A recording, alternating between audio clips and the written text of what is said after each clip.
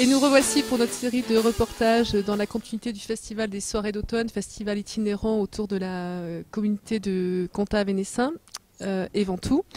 On se trouve ce soir à Gigondas avec un bluesman et soulman de haute, j'allais dire très haute qualité, Nico Wayne Toussaint. Bonsoir Nico. Bonsoir, bonsoir, bonsoir. Alors bluesman, soulman, mais j'ai oublié de préciser harmoniciste. Vous êtes, vous jouez de l'harmonica, vous dégagez une énergie époustouflante. Où trouvez-vous cette énergie-là? Cette énergie, j'imagine que je la trouve à travers l'amour que j'ai pour cette musique et pour les gens qui l'ont faite bien avant moi et que je respecte et que j'idolâtre. Et ensuite, je la trouve dans le public qu'on vient rencontrer à chaque fois qu'on vient jouer. Et c'est dans chacun de ceux qui sont là en face de nous qu'on va chercher cette énergie pour essayer de leur raconter une histoire, mais en même temps de leur raconter une histoire à eux pour ce soir-là précisément et non pas une histoire toujours la même, quels que soient les gens. Donc on fabrique la soirée en fonction de ce qu'il y a, de la réponse qu'on a. Et ça nous transmet une espèce d'énergie en temps réel. Voilà. On a plutôt l'habitude de connaître l'harmonica plutôt dans des musiques indiennes ou de musique de l'Ouest. Vous avez trouvé le blues, la soul. Comment c'est venu ici?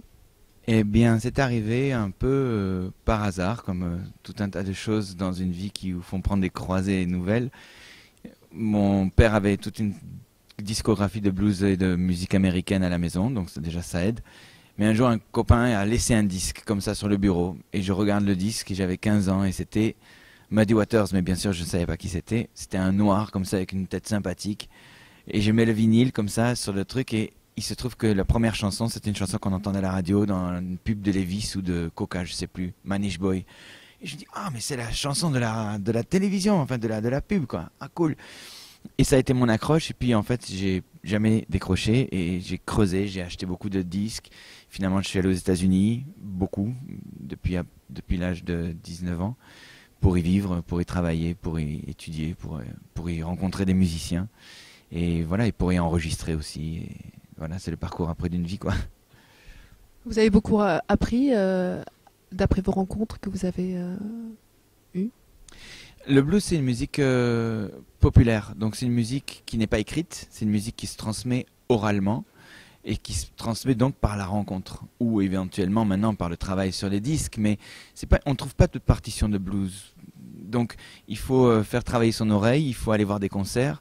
Et c'est une musique aussi qui se partage parce que la forme musicale est très simple et elle permet à beaucoup de gens d'intervenir, de se greffer, quand on est guitariste ou de prendre une partie rythmique et puis comme c'est des cycles qui tournent et qui tournent et qui tournent et qui tournent, eh bien c'est une musique sur laquelle on peut jammer, ce qu'on appelle jammer ou buffer, c'est-à-dire qu'on peut se retrouver. Donc c'est une musique qui favorise les rencontres, c'est une musique qui favorise les croisements et les rencontres. Et aux États-Unis, comme ça fait partie des grands styles contemporains, toutes les villes ont 1, 2, 3 clubs de blues.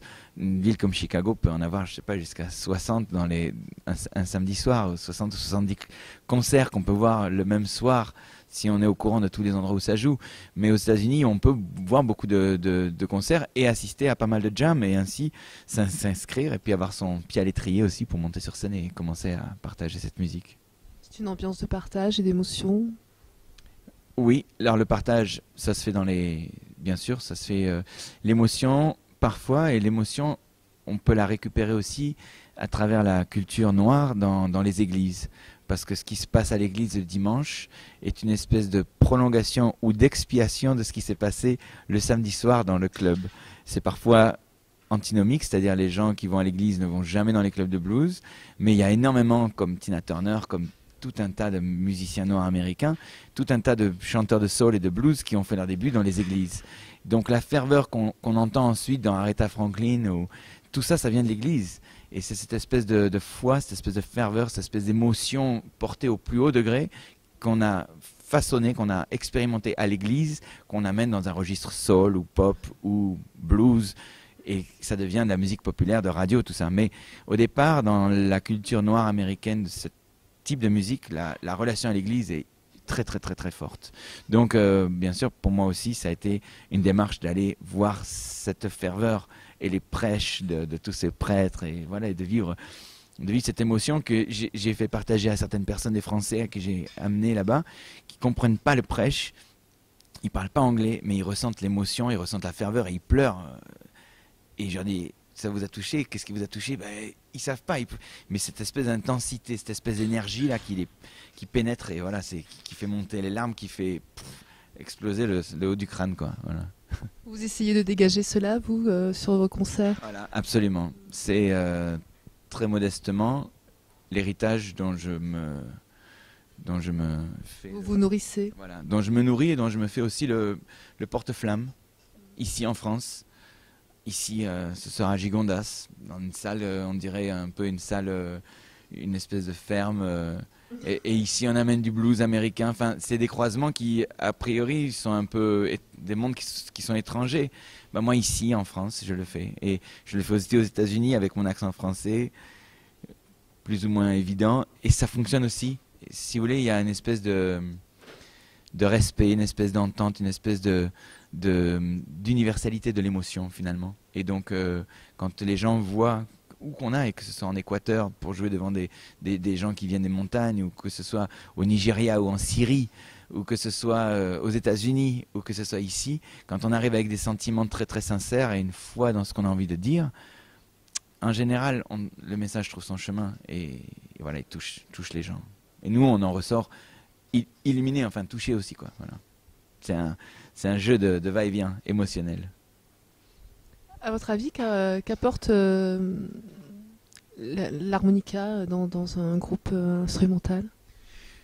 Ben, à l'origine du blues, il y a des instruments acoustiques, puisque le blues n'est pas né avec l'électricité, il est né bien avant. Donc, à l'origine du blues, c'est le chant, les chants de travail, et ensuite les instruments acoustiques. Bien sûr la guitare, mais le violon et l'harmonica, bien entendu. L'accordéon aussi. Et puis d'autres types d'instruments acoustiques qui étaient un peu rythmiques, comme des jugs, qui étaient comme des espèces de grosses calebasses en verre, enfin des bonbonnes en verre finalement dans lesquelles on mettait les liquides, et en soufflant dedans, on faisait des basses et des rythmiques. Et voilà, donc l'harmonica est à l'origine du son du blues, de l'émotion, il n'y a pas besoin c'est un instrument acoustique, il n'y a pas besoin d'amplification pour que ça sorte, pour que ça marche. Donc, et puis c'est un instrument qui est tellement dans le prolongement de la voix. En blues, tout ce que l'on fait avec les instruments, c'est un prolongement de l'émotion vocale. Donc, bien sûr, l'harmo, il y a ce contact, c'est le prolongement du souffle. Donc, pour moi, je suis fou de guitare, hein, j'adore les guitaristes. Je suis accompagné par un des plus grands guitaristes de ce style musical de nos jours, qui est Florian Royot. Il est de Bordeaux, mais il est au niveau des plus grandes, voilà, des plus grandes du monde, si on peut dire. C'est un mot un peu galvaudé aujourd'hui, mais voilà, il est à ce niveau. Et j'adore ressentir son émotion de guitariste, mais j'adore aussi apporter mon émotion et mon souffle d'harmoniciste. Pour moi, ça a une place, évidemment, puisque je suis le leader de mon groupe, je ne vais pas le dire le contraire, mais ça a une place primordiale au sein de l'émotion, dans l'expression de l'émotion. Les gens sont souvent surpris de tout ce qu'on peut sortir comme son à travers un instrument qui fait 10 cm de long, quoi. Et c'est vrai, c'est rigolo. Il y a beaucoup de choses qui peuvent passer à travers ça. Quelle a été votre meilleure rencontre? Ma meilleure rencontre, elle remonte à 1994. J'ai joué de l'harmonie depuis 3 ans. Et c'était un guitariste américain qui habitait en France, qui s'appelait Luther Allison, et que j'ai rencontré dans un festival à Bayonne.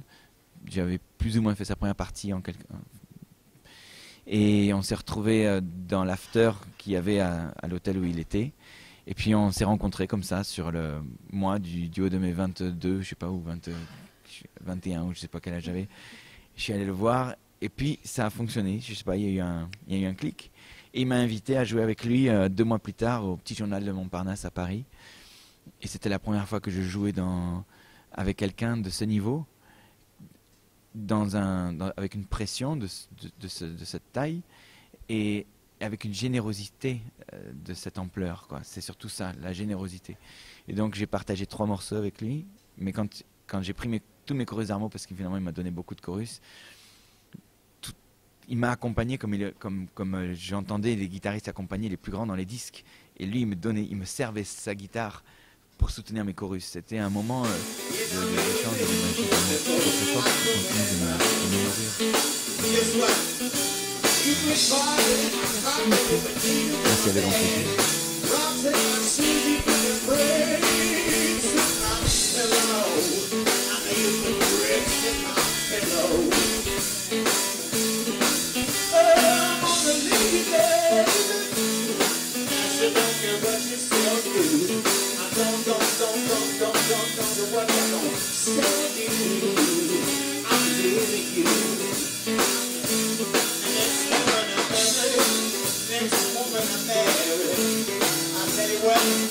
I'm gonna work and bring home the dough. Hey, you're gonna bring